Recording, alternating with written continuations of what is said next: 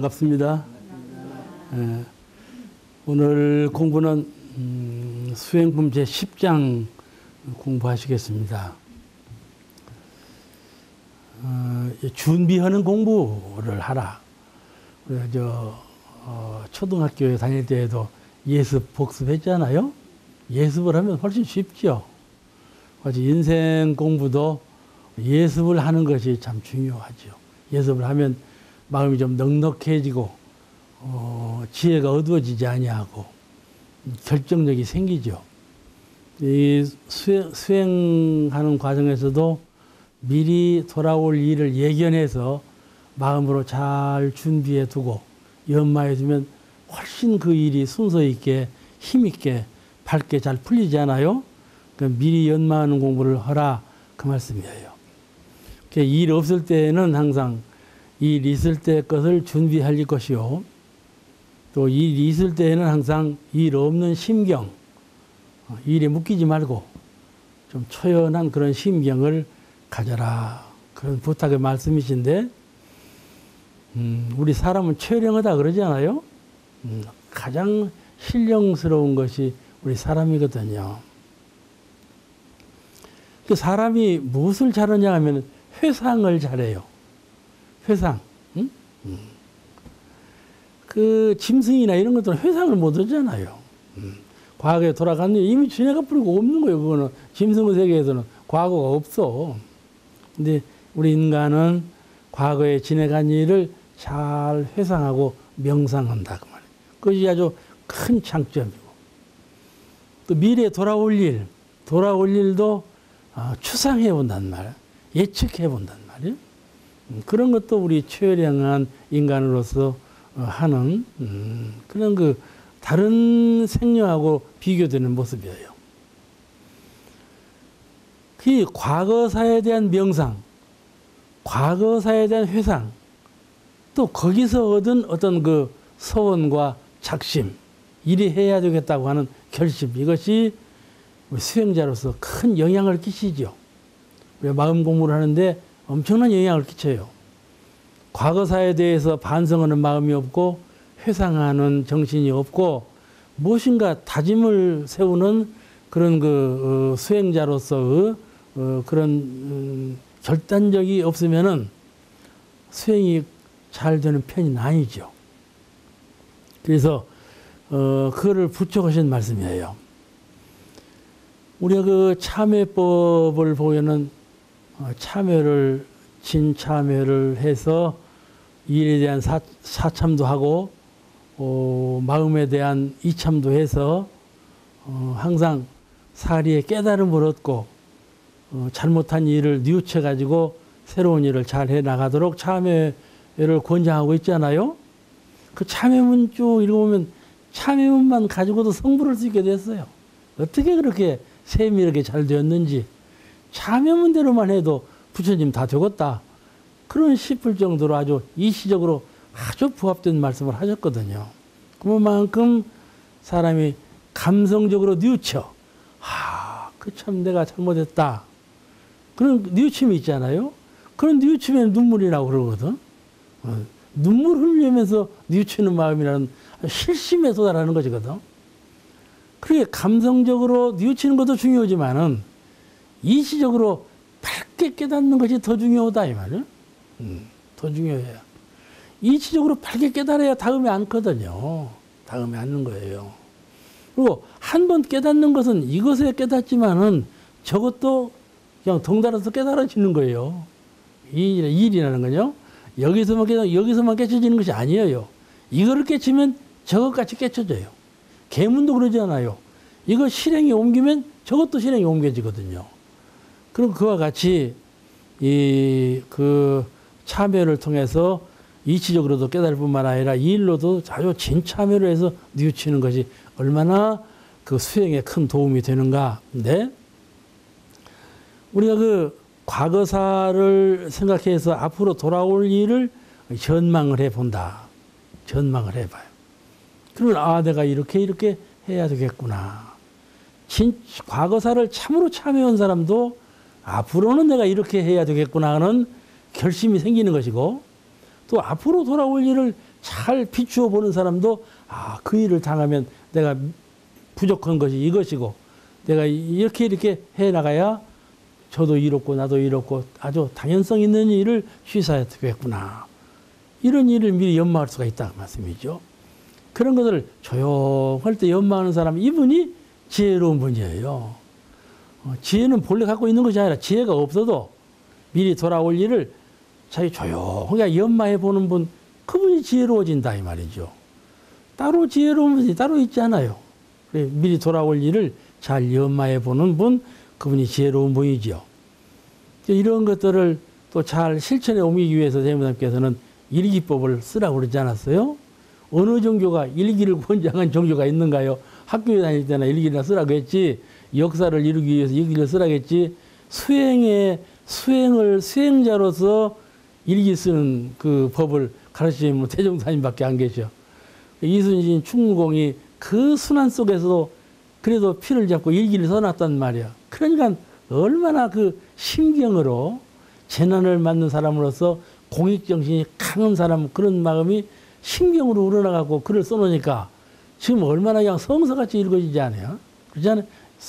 역사가 그냥 사실로 드러나고 그 충무공의 심정이 그냥 그대로 표출돼갖고 이 충무공은 성웅이다. 그래도 마음에 하나도 결함이 의심되는 것이 없어. 맞아, 충무공은 참 성웅이다. 이렇게 인정이 가거든요. 그와 같이 일기법이라는 것은 그 여러 가지 중요한 의미를 가지고 있어요. 그런데 이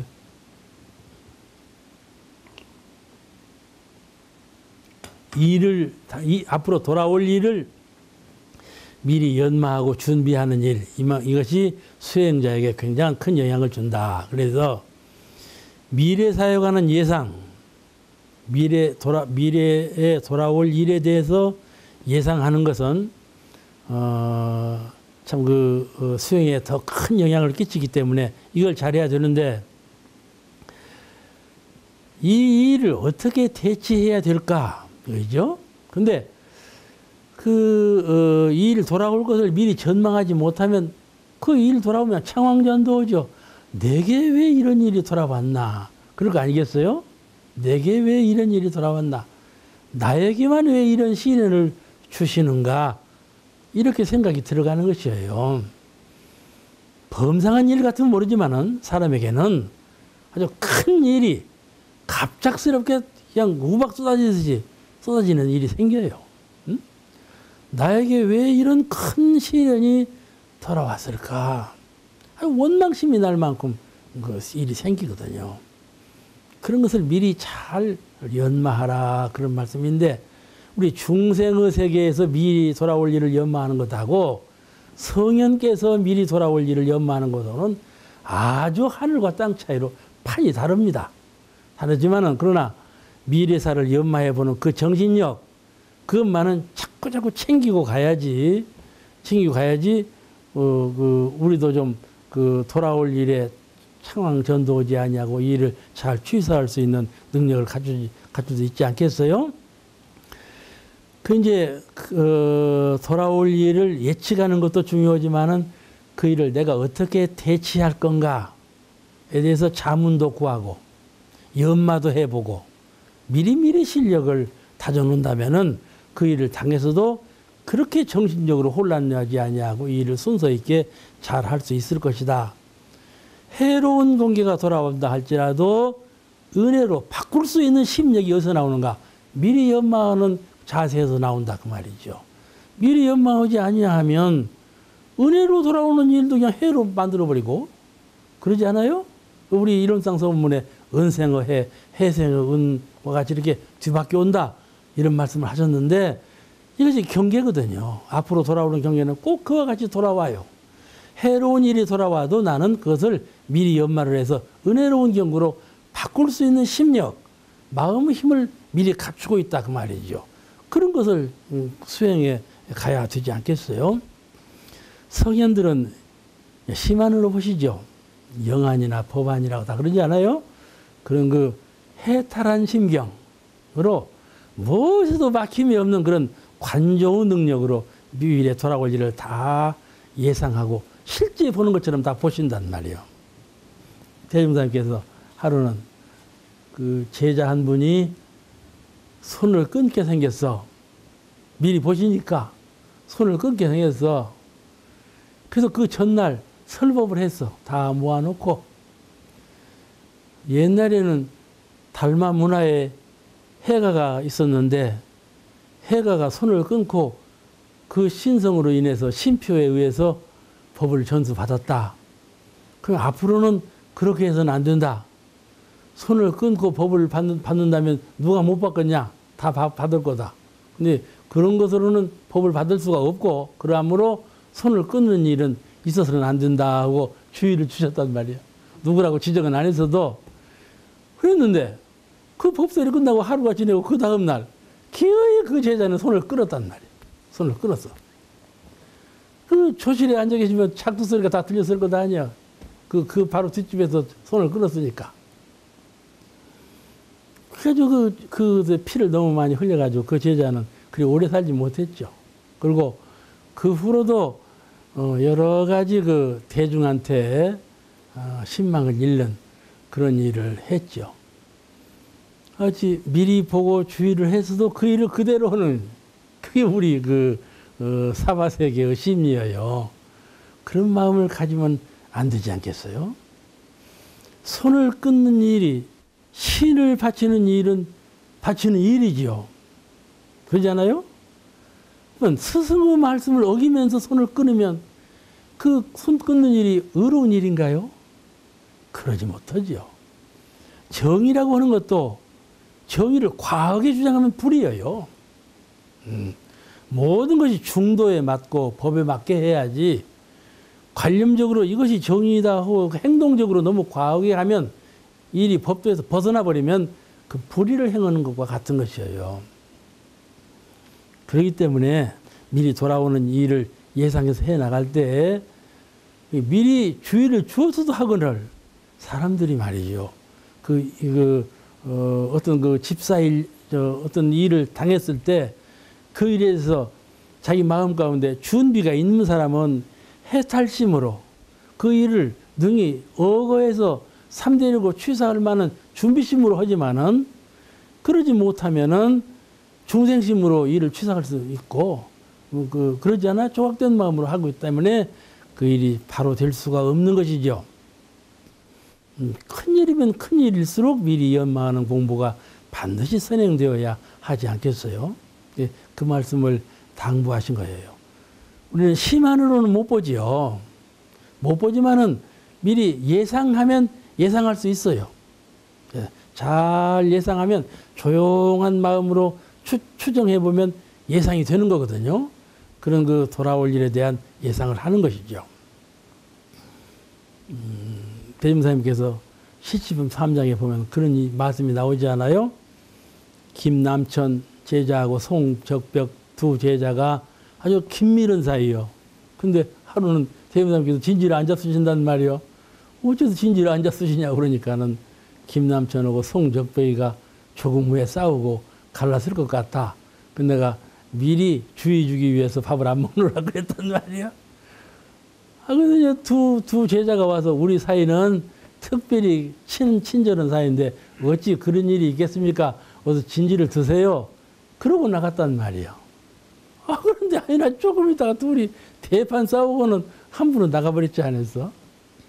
항차 그렇게 예견해가지고 주의를 주어도 일이 안 되는데 예견도 못한 일을 하면 어찌 되겠어요? 그냥 산지박산되는 거이죠. 그러지 않겠어요? 우리 중생계에서 돌아올 일을 예상하는 것은 아주 현명한 사람이 하는 거예요.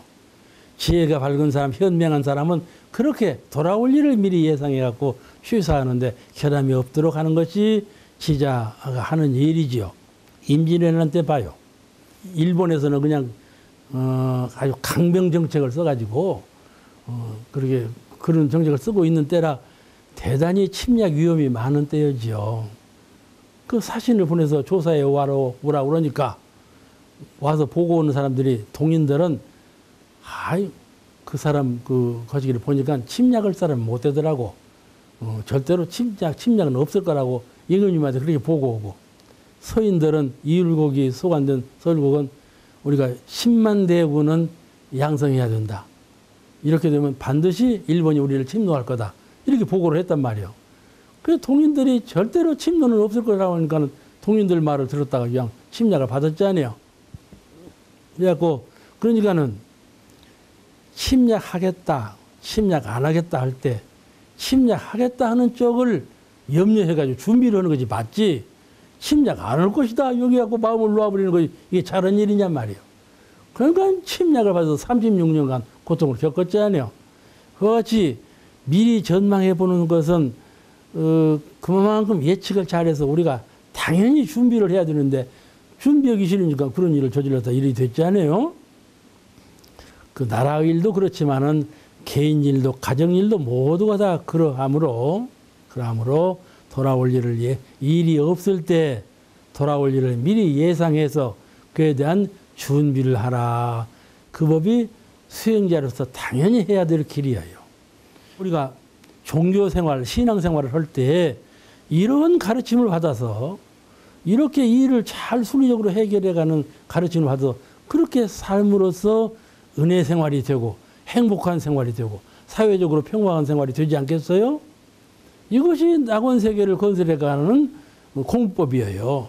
따로 그냥 낙원세계 되게 해주세요 하고 기도만 하는 것이 종교인이 할 일이 아니고 실제적으로 내가 돌아올 일을 잘 예상해가지고 그 일에 대해서 잘 대처해가는 이분이 현명한 사람이고 이분이 살아있는 종교인이다 그 말이죠. 이걸 우리가 잘 배워야 할 것 같아요. 또 일이 있을 때 이제 일을 당해버렸네. 일이 있을 때 그때는 일 없을 때의 신경을 놓지 말아라. 이 가르치신 거거든요. 정신이라는 것은요. 일이 돌아와서 일에 묶이면 그냥 혼지박산해버려요. 다 흩어져 버리거든요. 중심을 잃어버리면 그 중심 잃은 정신이라는 것은 참 사리분별이 다 어두워져 버리고 정의감이 손실되어 버리는 것이죠. 그러니까는 일을 당했을 때 담담한 심경을 가질 수 있도록 평소에 훈련을 잘 쌓아야 되는 거예요. 하루는 팔타원님이 서울에서 오셨는데 대종사님께 문서 하나를 주시오. 땅 문서요. 이 땅 문서는 저에게는 요새 필요가 없습니다. 그러니 공익생활에 쓰세요. 하고 갖다 대종사님께 올린 거예요. 대종사님께서 그 문서를 받으시고는 그냥 그러냐 하고 받으실 텐데 그날 따라서 이 문서 내가 받아도 되는가 모르겠다 그러면서 또 말씀하시기를 앞으로도 긴히 쓸 일이 있으면 갖다 써라 이러신 거예요. 알겠죠? 이 문서 내가 받아도 되는가 모르겠다. 앞으로도 갖다 쓸 일이 있으면 그냥 갖다 써라. 그러면서 받으셨어. 그런데 그날 그 다음 날 팔타원님 그 집에 불이 나버렸네. 서울 상점에. 그러니 대명사님께서 말씀을 안 하셨어. 팔타원이 그 다음 날 가려고 하니까 좀 쉬었다 가거라. 쉬었다 가거라. 하루 더 있다 가거라.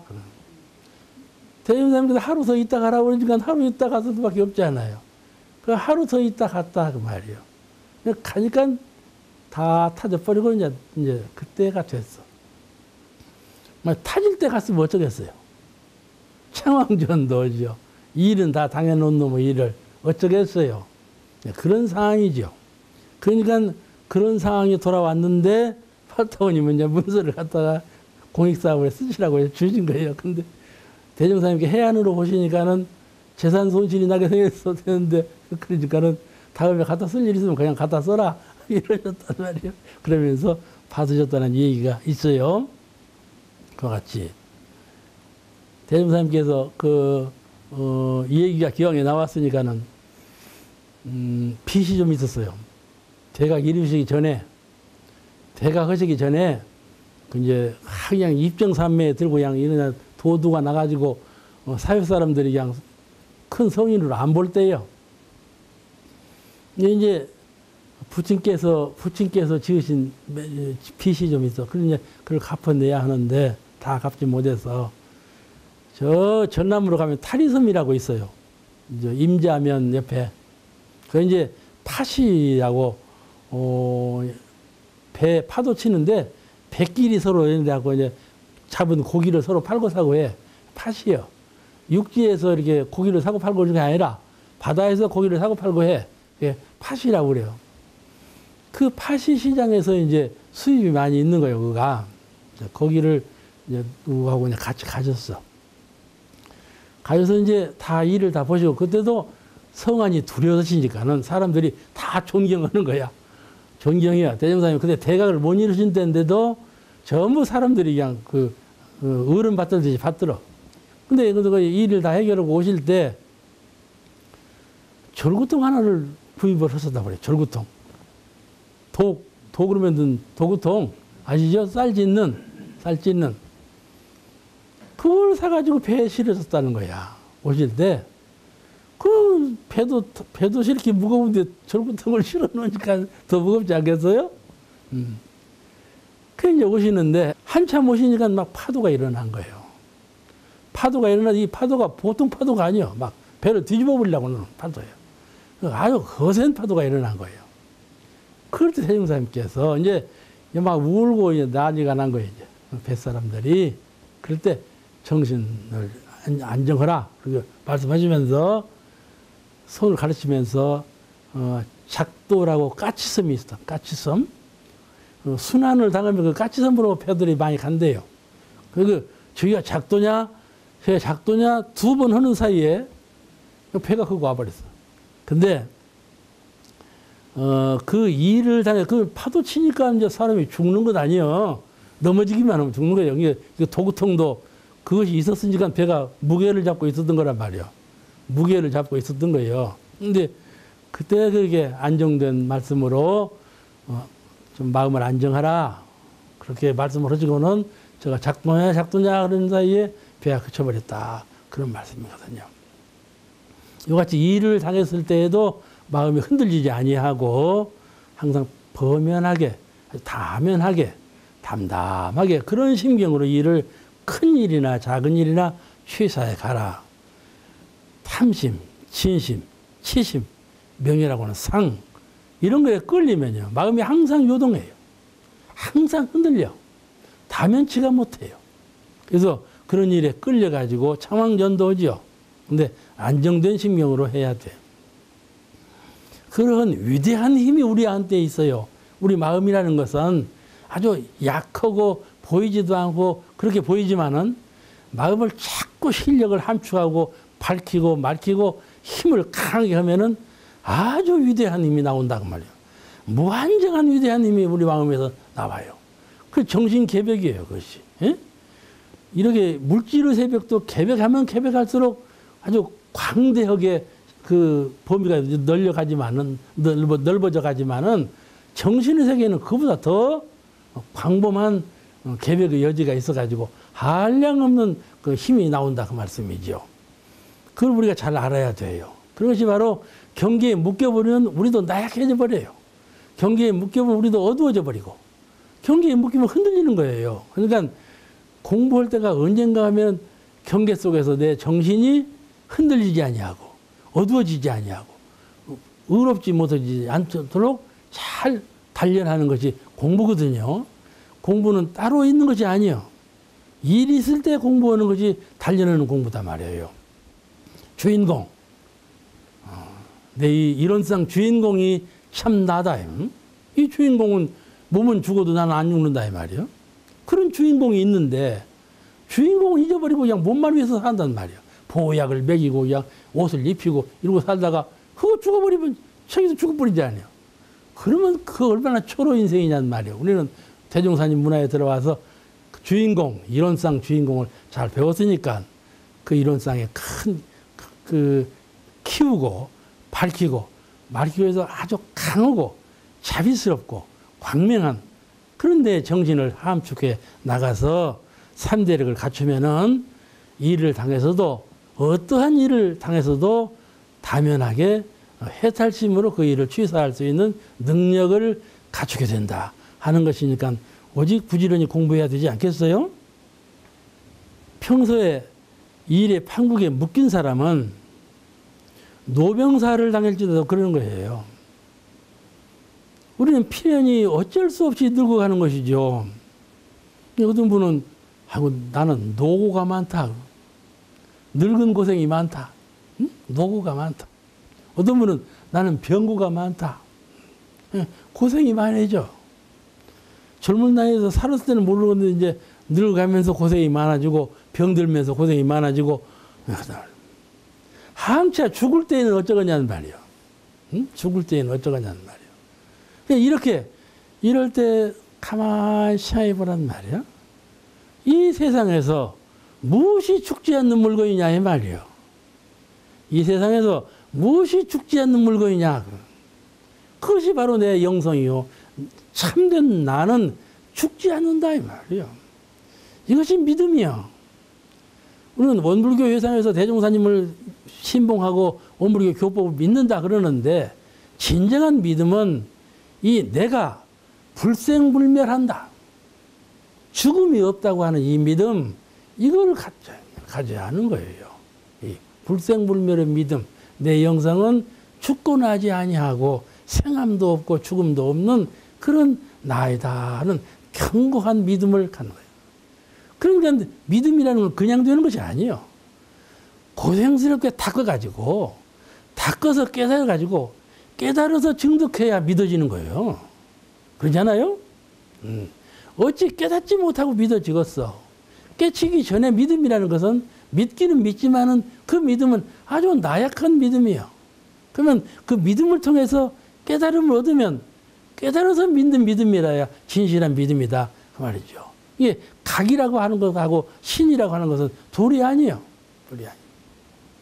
그와 같이 그런 경지에 이르면 우리는 능히 이런 그 일 속에서 훈련된 내 마음의 심력으로 노병사, 늙어도 그 늙음의 고통을 능히 극복할 수 있고, 병들어도 그 병든 고통을 극복할 수 있고, 죽어도 죽음의 그래도 그 묶임에서 스스로 그 자유를 얻을 수 있는 그런 힘을 얻게 된다. 그 말이죠. 그러니까는 범사, 작은 일이나 큰 일이나 그 일이 나에게 정신력을 크게 함축해주는 그런 그 공부길이다. 그걸 알아서 그 공부길 놓치지 말고 심력을 향상하는 공부 도구로, 공부 기회로 잘 삼아서 동정 간의 큰 법력을 얻는데 공부인으로서 일을 다 해야 될 줄로 생각합니다. 오늘 말씀에서 마치겠습니다. 감사합니다.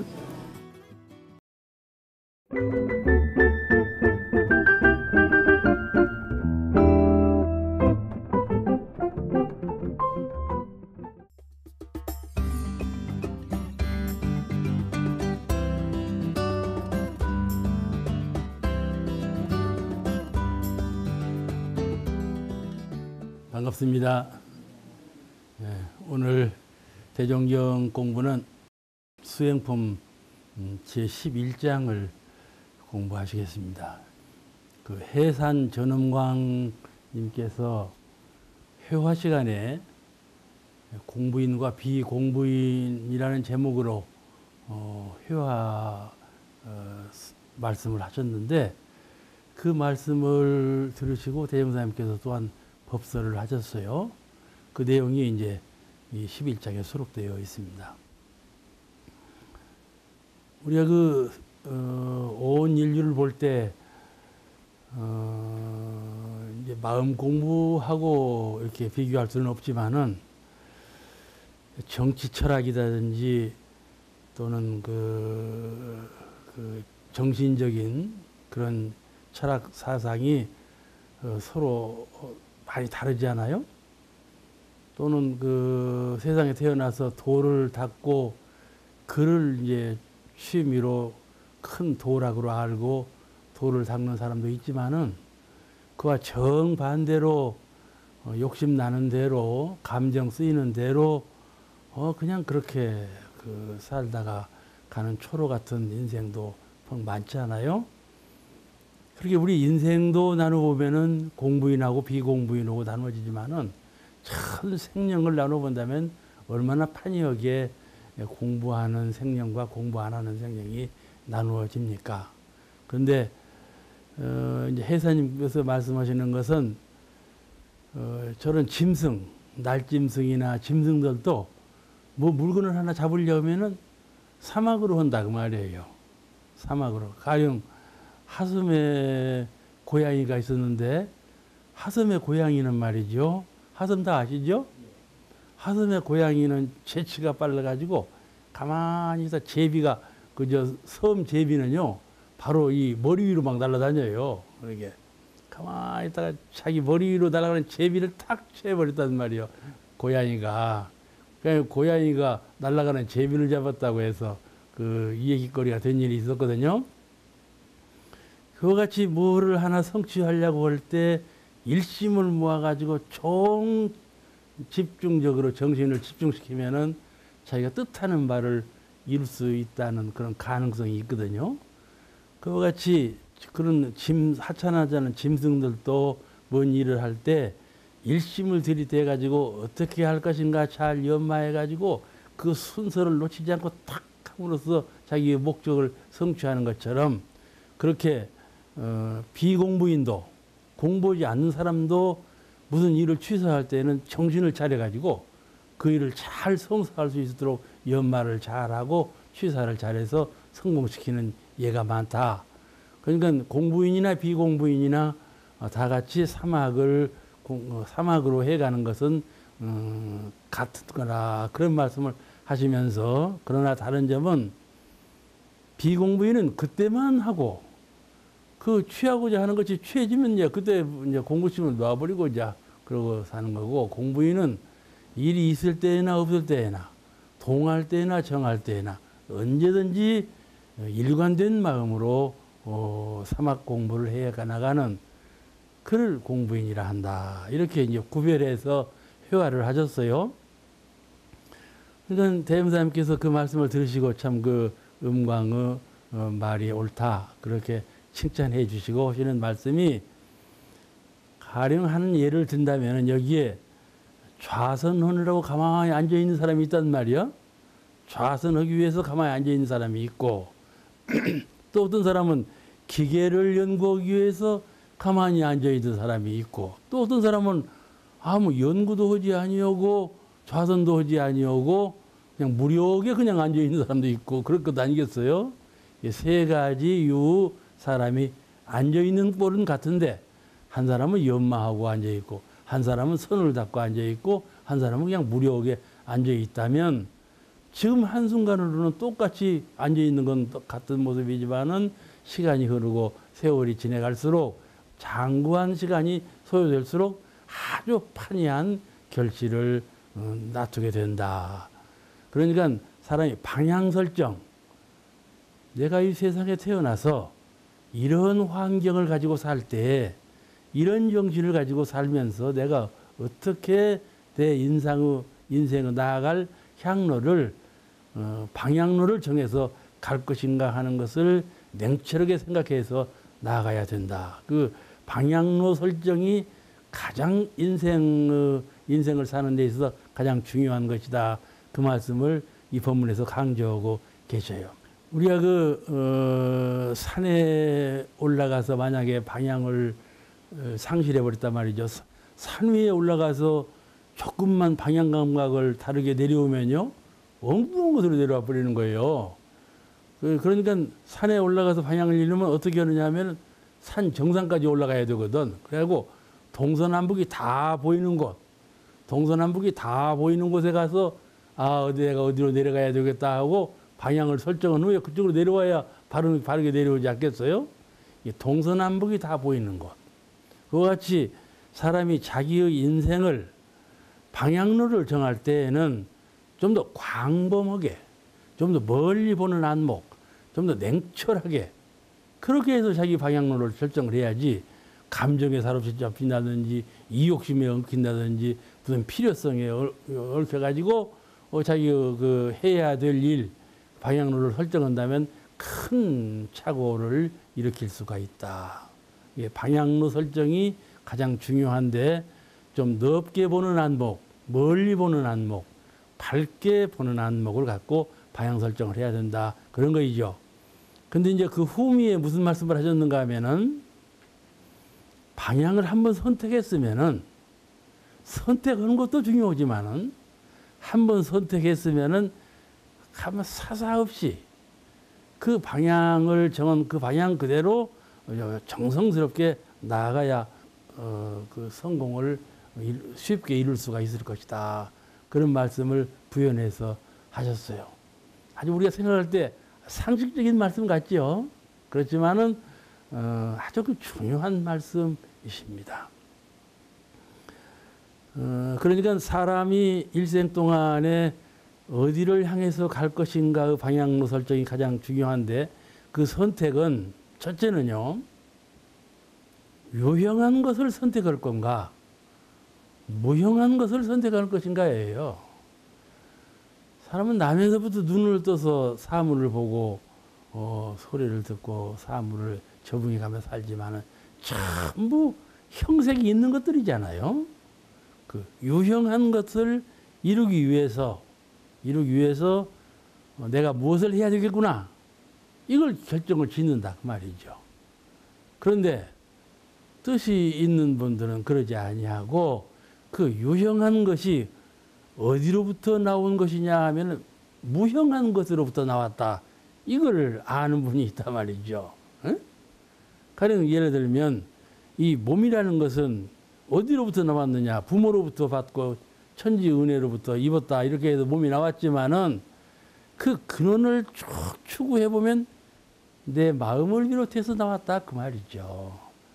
내 마음이 작용을 해서 몸을 받고 이 세상에 나온 것이다. 가장 근본은 마음인데 몸이 나오는 것을 생각할 때 부모님 은혜로 천지 은혜로 동포 은혜로 이게 먹고 산다. 이렇게 하면 생각할 수가 있단 말씀이죠. 그러니까 마음이라는 것은 그림자 같은 것이고 현실적인 것은 사실 같은 것이어서 사실 같은 것에 마음 일생을 다 얽매이고 그것만을 성취하기 위해서 사는데 실은 100세 미만 살다가 갈 때는 아무것도 가져가지 못하잖아요. 실은 그 안에 내재해 있는 마음이 들어서 나를 만들었고 안에 갈머져 있는 그 형상 없는 마음이 들어서 후생길도 죄복도 생사도 모두가 다 그 마음이 들어서 마음의 주인공이 되어가지고 만들어내고 있다 이 말이죠. 그러니까 진실로 내가 형상 없는 마음자리에 공을 들여야 밝은 안목을 갖고 있는 사람인가, 널리 보는 사람인가, 또 멀리 보는 사람인가를 점쳐볼 때 형상 없는 마음자리에 공을 들이는 것이 실다운 사람이고 뜻이 밝은 사람이다. 그 말씀이죠. 우리가 세상을 살 때 그림자를 붙들고 살 수는 없잖아요. 그죠?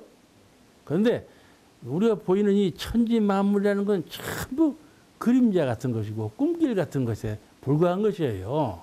이 물질성, 형질이 있는 것은 전부 꿈 같은 것이고 그림자 같은 것이에요. 이렇게 꿈 같다, 그림자 같다는 말은 무엇과 비교해서 하는 말인가 하면 영성, 마음과 비교할 때 그 같다 그 말씀이에요. 예? 세상 만물이 다 이렇게 찬란하게 다 해가 뜨고 이슬이 내리고 만국이 다 성장해서 곡초를 이루고 이렇게 하는데 이걸 왜 그림자로만 보느냐? 실상이 아니느냐? 이 볼 수가 있죠. 그죠? 실상은 실상이죠. 그런데 그를 마음하고 비교할 때는 이 천지 만물은 아무리 실상처럼 보이지만은 그건 그림자이고 그 내면적인 실체는 형상 없는 마음이다. 그 말씀이죠. 그러므로 마음에 공들이는 사람은 시간이 흐를수록 이제 그 생활 영역이 넓어질수록 큰 집을 짓고 큰 공부에 나서는 거고 만약 그러지 못하고 보이는 대로 자기 필요한 대로 거기에 목적의식을 삼고 그걸 성취하고자 하는 사람은 그 조그마한 집 짓고 사는 그 사람밖에 못 된다. 그 말이죠. 그러니까 대임사님께서 의도하시는 말씀은 사람으로 태어나면 어디를 향해서 가는데 그 가는 방향 감각을 첫째 잘 정해라. 그거는 물질을 향해서 갈 거냐 정신을 향해서 갈 거냐 이 두 길 중에 방향 감각을 잘 잡아야 한다. 그런 말씀이에요. 그렇죠? 그래서 마음을 조종 잡아서 방향 설정을 잘하고 마음 공부를 착실하게 해야 한다. 왜냐하면은 사람은요, 태어나서 무엇인가 결실을 이루고, 저 초목도 다 그러지 않아요. 저 은행나무는 은행을 열죠. 감나무는 감을 열고 다 그러지 않아요? 무엇이든지 세상에 태어나면 다 결실을 맺어요. 결실을 맺어. 사람은 무슨 결실을 맺냐면 자녀를 낳잖아요. 자녀를 낳아서 결실을 맺는 거죠. 그래서 그 자녀를 낳아서 결실을 맺는 인생을 사는 사람을 3등 인생이라 그래요. 3등 인생. 그럼 우리가 3등 인생 되면 쓰겠어요? 옛날에는 열차간을 가면요, 3등차가 있었어요. 3등차는요, 형편없는 차였거든요. 인생도 3등 인생이 있다니까요. 그냥 자녀 낳고 그냥 흥취하게 이렇게 잘 살기를 희망하는 것은 3등 인생에 불과하다 그 말이에요. 그런데 그런 것보다는 학문적인 어떤 그 과학적인 또는 도덕도 말이죠. 도덕도 그 도덕적인 학문이 있어요. 도학이 있어. 도학. 그런 것을 성취하기 위해서 학문적인 것을 성취하거나 또는 공도 사업, 큰 사업을 이뤄가지고 그걸 성취하고자 하는 그런 그 소망을 갖는다든지 그런 것을 설정할 수 있지 않나. 그것을 한번 해보겠다. 그런 방향의 설정을 하고 목적을 달성해 가는 사람을 몇 등 인생으로 보느냐 하면은 한 2등 인생쯤 볼 수가 있어요. 2등 인생으로 볼 수가 있어요. 응? 우리가 생각할 때 그러면 어떤 인생이 가장 그 1등 특등 인생이냐? 그것은 바로 이 정신력, 정신의 세계에서, 마음의 세계에서 어떤 결실을, 어떤 종자를 심고 그 종자를 키워서 결실을 맺는 그런 분, 형상 없는 자리에 종자를 떨구어서 그 형상 없는 것을 키워가지고 결실을 맺으려고 목적의식을 세우고 방향로를 정해서 나아가는 분, 그분을 1등 인생이라 할 수가 있다. 그런 말씀이죠. 왜 그러냐 하면은 인생이라는 것은요, 낳을 때부터 생사고라고 문제를 갖고 태어났단 말이죠. 생사고라고 문제를 갖고 태어났다 이 말. 종신토록 살았어도 죽어버린다 이 말이에요. 그러니까 이 생사고라고 문제를 해결해야 그 방향로를 잘 정한 사람이지, 앞으로 곧 죽을 일이 돌아오고 죽은 후에 후생길이 또 열리고 하는 것을 까마득하게 모르고 그냥 닥치는 대로, 어떤 회사 사주는 그랬대요. 회사의 앞에다가 닥치는 대로 살아라. 그게 써붙여놨대. 그것도 그 어머니가 아들한테 교훈이야. 근데 아들이 어머니가 준 교훈 닥치는 대로 살아라를 회사 정문에 써붙여놨어. 근데 그 말도 그럴싸해요. 닥치는 대로 살아라. 얼마나 견고한 의지를 가지고 그 시련과 싸우면서 승자 개념으로 살아라. 그것도 아주 그 좋은 말씀이지만은 인생을 그렇게 닥치는 대로 살아서야 쓰겠어요. 멀리 보는 안목을 갖고 어떤 문제성을 해결하는, 문제를 안고 항상 살아가는 것이 아니고 우리 인생에게 주어진 문제를 해결해가는 그런 삶을 살아야지, 죽을 때까지 문제성을 그냥 안고 또 죽고 하는 그런 인생을 살 수 없지 않냐 그 말이죠. 그것이 냉철한 생각으로 자기의 전로를 전망해 볼 때 그렇게 살 수는 없다 그 말이죠. 하루를 살아도. 또 하나는 하나를 하면 하나를 이루는 것이 있고, 하나를 해도 열을 이루고 하나를 해도 무한정 이루는 것이 또 있어요. 그 하나 해도 무한정 이루는 것이 뭐냐면 형상 없는 마음이거든요. 마음을 닦아 놓으면 여기서도 빛을 보고 저기서도 빛을 보고 저기서도 결실을 얻고 저기서도 결실을 얻어서 어떤 처서 어떤 시간에 처했을지라도 그 마음 공부의 실력이라는 것은 종자가 되고 움이 터서 좋은 결실을 이루는 것이 마음의 첫공들이는 그거라 그 말씀이죠. 그 방향로 설정을 잘해라 그렇게 부탁하시는 말씀이에요. 그래야겠죠? 우리는 참 그 인생을 살 때 방향로 설정에 혼탁해져요. 왜냐하면은 필요한 것이 더 있으니까. 죽는 건 둘째 문제예요. 죽을 때는 너는 안 죽냐 나도 죽지.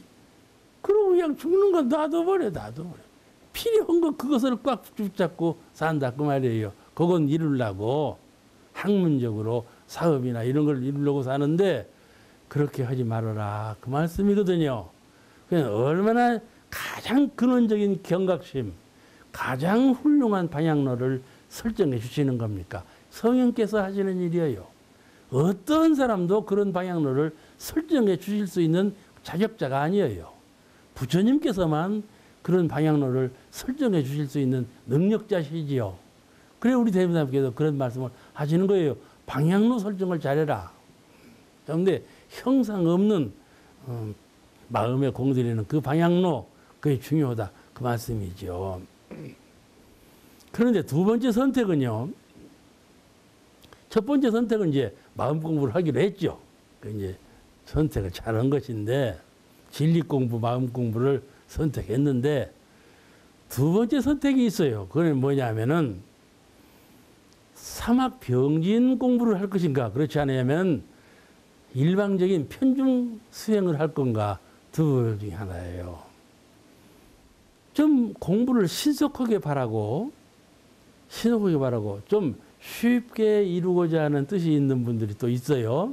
또 가르침을 잘못 받아서 그러기도 하지만은 어떤 그 수행이라 하는 것이 형상 없는 마음을 믿고 깨닫고 닦고 실력을 쌓아서 성불에 이르고 또 성불해 가지고도 재중 이 큰 생명을 구제하는 그런 너그러운 마음으로 베풀어 써야 되는 그런 큰 경륜을 심어야 되는데 우선 수양 일변도 마음 공부라는 것은 수양이 제일이다. 수양만 하면 모든 것은 해결된다. 수양만 잘하면 사람들이 나를 존경해 보고 수양만 잘하면 내 말이 쓰고 수양만 잘하면 이 도문 방향에서 성공률이 가장 높다는 생각을 갖게 돼요. 어떻게 하면 이 수양력을 얻느냐의 마음에 몰두하게 된다고 말씀이죠. 다른 것은 전혀 귀에 들어오지 않아요.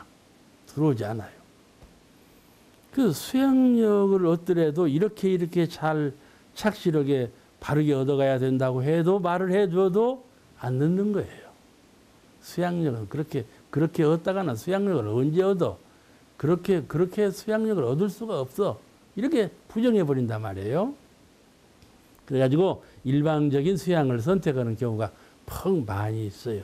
그것이 과거에 이제 불교에서 많이 해오던 것이죠.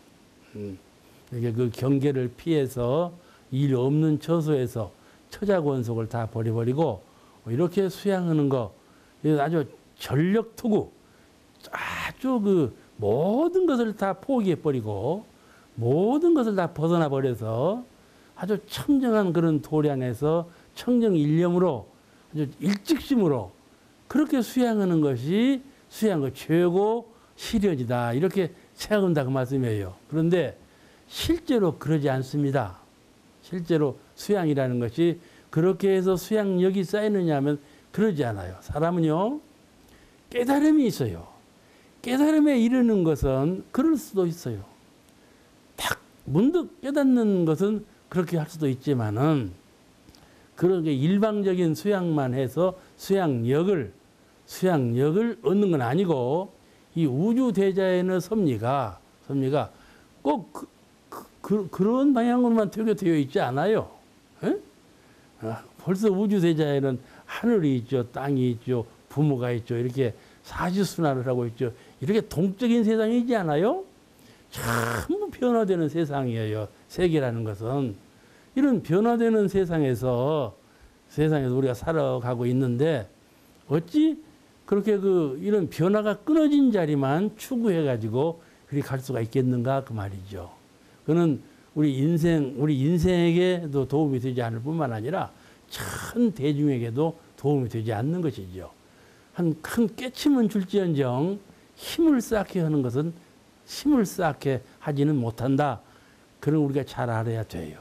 힘이라는 것은 수양을 통해서 깨달음을 얻는 것은 일시적인 깨달음을 얻겠지만은 수양력, 경계를 따라서 흔들림이 없는 또 모든 경계를 다 건설적으로 은혜롭게 공익사회를 위해서 건설적으로 운영해 가는 그런 그 수양력을 함양하는 데는 일방적 수양으로는 안 된다 그 말씀이죠. 그 이제 우리가 선택을 할 때 이렇게 일방적 수양의 길로 가는 것이 아니고 사막 병진 수양, 정신 수양, 사리 연구, 작업주의사의 사막을 항상 병진하는 그런 수행법, 그런 방향로를 잘 선택해서 나가야 그 올바른 공부인이라고 가르쳐 주신 것이에요. 우리가 얼핏 생각하면 잘못 생각할 수가 있어요. 그러니까는 공부해 보면은 일하면서 일심을 챙기면 그 일심이 아주 강한 더 세련된 경계에 당해서 굽힘이 없고 그런 일심을 얻을 수가 있거든요. 경계 속에서 얻어지는 일심이 수양에 큰 도움을 줍니다. 또 경계 속에서 알아지는 아르마리가 수양에 또 큰 도움을 주죠. 그와 같이 이 수양 연구 취사의 3과목이 하나만 정지는다고 해서 되는 것이 아니고 서로가 서로를 돕는 서로가 서로 관계성 속에서 이루어지는 그런 공부길이기 때문에 사막을 병진하는 공부를 해야 된다. 그런 말씀을 드리고 싶어요. 그렇게 한편을 선택해서 나가는 것이 옳지 않다는 것을 우리가 잘 알아야 되겠어요. 어떤 분이 그랬다고 그래요. 전무진을 할 때 이제 정남 전무진 결혼을 하지 않는 전무진 있잖아요. 또 결혼을 하는 전무진도 계시잖아요. 근데 어느 분이 그랬다고 그래요. 나는 정남도 하고 싶고 결혼도 하고 싶다고 그랬대요. 그와 같이 이 세상에 처해서 자기가 무엇을 이룰 것인가 할 때, 맞아. 그 말을 들으니까 그 말이 옳아요. 저 말을 들으면 또요. 저 말이 옳아요. 또 나에게 필요한 걸 보면, 이게 절실하게 필요하다 말씀이에요. 그러니까는 이거를 이것저것 전부 겸대하게 돼요. 사람의 욕심이. 겸대하게 되는데, 겸대해 가는 것은 어찌할 수 없는 것이죠.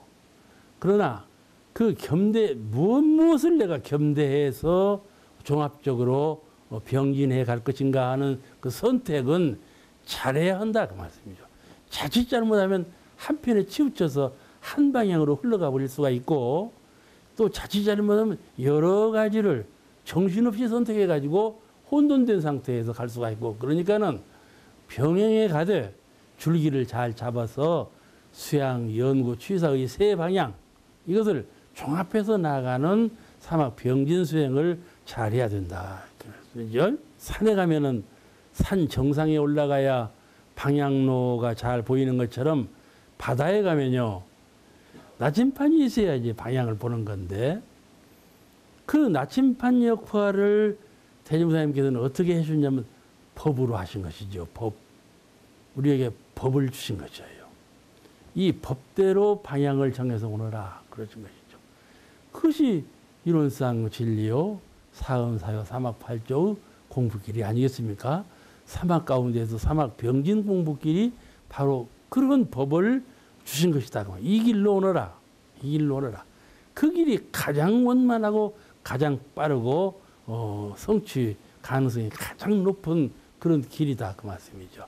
수행에 가볼수록 그 부처님 말씀은 아주 적중한 말씀이셔요. 우리가 어리석을수록 아이고 그러하네. 그래 안 해요. 그런 부정적인 뜻이 생길 수가 있어요. 그래서 일방적으로 가거든요. 사막 병진 공부를 일하면서 공부하고 공부하면서 일하고 이렇게 해라 가르치셨는데 아이고 어떻게 그렇게 해.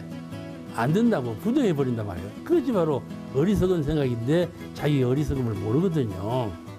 시간 여기서 같이 다음 시간에 딱.